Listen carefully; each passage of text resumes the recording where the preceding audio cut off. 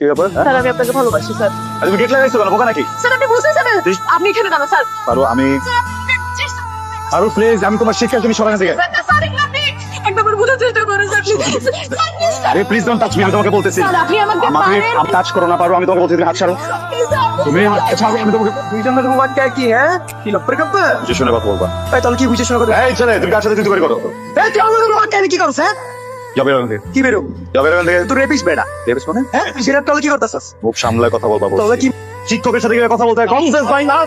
Sir আপনি জানেন না স্যার ওই চলে স্যার ওইটা ওরে রুমান কে দিতেন এক্সকিউজ মি স্যার, আমি এক্সপ্লেইন করতেছি। বিষয়টা হচ্ছে ওরা এখানে একটা মিসআন্ডারস্ট্যান্ডিং হয়েছে। পারো বাচ্চা মানুষ যে কোনো একটা কারণে না বুঝেও গেটে লাগাই ফেলছে। আমি বিষয়টা আপনার সাথে অফিসে বসে সবকিছু বলতেছি, আপনাদের ওদের বিষয়ে পাঠিয়ে দেন।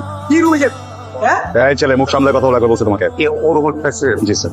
ও আসলে বাচ্চা মানুষ তো বলছিনি, আমি বুঝতে পারছি। পারো এই কথা সত্যি, তুমি গেট লাগাইছো? সাকিব বলছে না শিক্ষা কথা বলতেছে। স্যার আমাকে রুমে ডেকে দরজা লাগাই দেয়। স্যার আমাকে মোলেস্ট করার ট্রাই করে, ব্যাড টাচ করার ট্রাই করে। কি হয়েছে ডাকলি কেন? বাবা আমি তোমাকে অনেক ভালোবাসি, তুমি তা জানো তো। হ্যাঁ ভালোবাসিস, আমিও তোকে অনেক ভালোবাসি। বাবা ছোটবেলা থেকে তোমার কাছে আমি যা চেয়েছি তুমি আমাকে তাই দিচ্ছ। ছোটবেলা থেকে কখনো কি আমি কোনো বড় ভুল করছি বাবা? আরে ভুল তো সবাই করে, সব বাচ্চারাই করে, তুইও করছিস। হ্যাঁ আমি তোর একটু আহ্লাদ বেশি দিচ্ছি আর কি। হ্যাঁ কি হয়েছে বল। বাবা আমি অনেক বড় একটা ভুল করছি, তুমি কি আমাকে মাফ করবা? আরে কি উল্টা পাল্টা বলতেছিস, মানে কি হয়েছে বল। একটু পরে মিটিং আছে, মন্ত্রী মহাজন আসবে, বল বল যা বল আরে বল। বাবা সেদিন কলেজের ঘটনা আরমান স্যারের কোনো দোষ ছিল না। ক্লাসের গেট রুমটা আমি আটকাই দিই, বন্ধ করে আমি বলি আমি তাকে ভালোবাসি। আমি অনেক অস্থির হয়ে যাই, আমি অস্থির হয়ে যাওয়ার কারণে অনেক উল্টাপাল্টা বকতে থাকি, বলি আমি তাকে ভালোবাসি, আমি তাকে ছাড়া বাঁচতে পারবো না, একটু পাগলামি করে ফেলি। কিন্তু হঠাৎ যখন ছেলে পেলে দরজা ধাক্কা দেয় তখন আমি ঘাবড়ে যাই, আমি গেট খুলে মিথ্যা কথা বলি।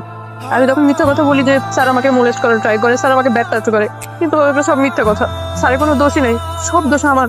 কিন্তু বাবা এত কিছু জানার পর তুমি এত কোনো রিয়েক্ট করলে না, এটা তো বাবা স্বাভাবিক না। বাবা আমি স্যারের কাছে মাফ চেতে চাই। বাবা আমার স্যারকে খুঁজে পাচ্ছি না কোথাও। বাবা আমি চাই তুমি আমাকে স্যারের কাছে নিয়ে যাও, দরকার আমি পা ধরে মাফ চাইবো। বাবা কি বলিস, কি বলতেছিস তুই এখন? কেন বলিস তুই? আগে বসতে কেন বলি? সব তো শেষ। ও বাবা, কি হয়েছে? ভাই স্যার, আপনি যেভাবে বলছেন স্যার সব মনে নিয়ে নিচ্ছি। থ্যাংক ইউ আপনাকে, অনেক ধন্যবাদ। হ্যাঁ আমি তাহলে আসছি। জি স্টপ, আর কোনো সমস্যা অনেক। এই কথাটা এখন গুরুত্বপূর্ণ না। আর যেটা করছে এটা আসলে বয়স কম না বুঝে ভুল করে ফেলছে। আসলে এই বয়সে ভালো লাগাগুলো অন্যরকম। ও হঠাৎ করে হয়তোবা ও ওই ক্লাসরুমের ভিতরে বখাটে ছেলেগুলোকে দেখে একটু ঘাবড়ে যে হয়তোবা মিথ্যা কথাটা বলছে। আমি তো ওর শিক্ষক, আমি মনে করি আপনি না ওকে এখন শাসন করতে যাবেন না। ও ইচ্ছা করে এটা করেনি।